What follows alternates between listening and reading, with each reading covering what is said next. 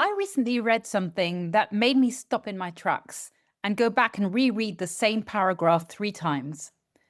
It's a piece by Omid Razavi, who runs Success Lab, called Forward Deployment is a Leverage Decision, Not a Service Tier. I want to spend this video giving you his argument properly because I think it's sharp and it's telling you why I think it matters even more for a founder at a scaling stage of business compared to an enterprise customer experience team that he writes for. So firstly, let me share some background. Forward deployment is a practice where you've probably seen mentioned around by organizations like Palantir and recently OpenAI's new deployment company. What it actually means is putting your most capable technical people inside a customer's live operation rather than running a project and turning that customer's specific mess into two things at the same time. Production value the customer couldn't reach on their own, and knowledge that you as a vendor can reuse with other customers. Omid's point is that forward deployment should only be funded when it creates one of three assets. The first is customer value that wouldn't otherwise reach production. The second is product capability that gets built once and can be reused. Or the third one is a market pattern or a repeatable workflow or a vertical use case that sales, service, and customer success can all use. So essentially, if none of these three things come out of the other end, then he says you should call it services and manage it like services for margin, utilization, and honesty. He also calls out something I haven't seen spelt out so clearly before, and that's something called FDE-washing. So what is FDE-washing? Essentially, it's when ordinary services work, cleaning up bad onboarding, absorbing a sales overpromise, patching a document gap, gets relabeled as a strategic forward deployment because that customer is big, loud, or late. And that's not a pattern that needs to be proven, and it's not actually helping to create a learning mechanism for the organization. There's no exit from this strategy.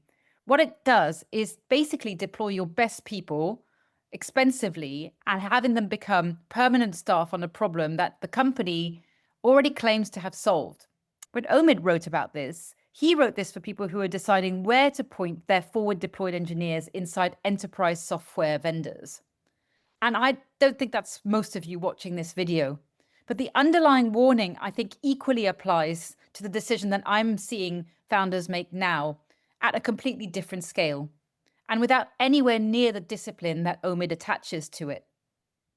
So you've heard the term, and companies like Palantir do it. Now OpenAI has just built a whole company around this concept.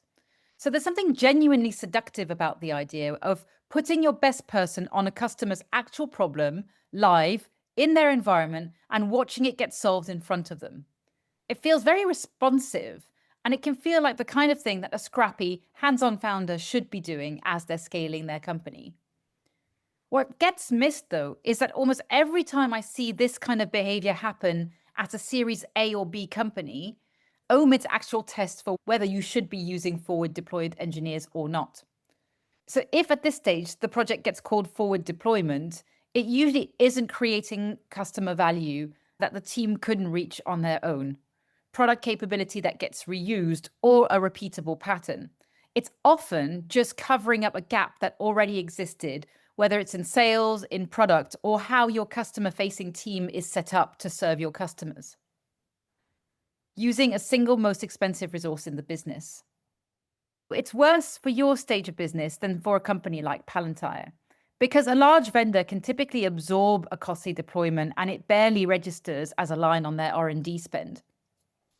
But when a 10 or 20 million pound or dollar annual recurring revenue company does the same thing and calls it R&D or innovation instead of what it actually is, what they're doing is loading real operating cost onto the business in a place where no one's proactively managing the margin. So it doesn't show up as a service cost and nobody questions the utilization. Instead, it's showing up as an investment in the future. So it looks healthy right until the point where the burn rate says otherwise. The whole time, the actual structural problem, whatever's broken underneath between the handover from sales to onboarding, or the visibility that your customer success team has into risk never gets fixed. You've been building an extremely expensive way to look like you're solving those problems. Forward deployment itself is not the problem, but Omid's right that it's a real disciplined motion and it has a real test attached to it. So the trap that founders can make is borrowing the label without borrowing the discipline that comes with it and using it to paper over cracks that need to be fixed entirely in a very different way. Here's the sequence that I run with founders who work with me on the 90-day Customer-Led Growth Accelerator. And the reason it exists is precisely because the shortcut above just doesn't work. Align first. Before you put your best person in front of your customer to fight a fire, find out whether the fire is actually the customer's problem or your own structural one. Most of what looks like a customer-specific emergency is really a gap between what your leadership promised and what your teams are built to deliver, and what your customer-facing people are actually equipped to do. You cannot see that gap from inside a fire. You have to take a step back and map it first. Then, redesign.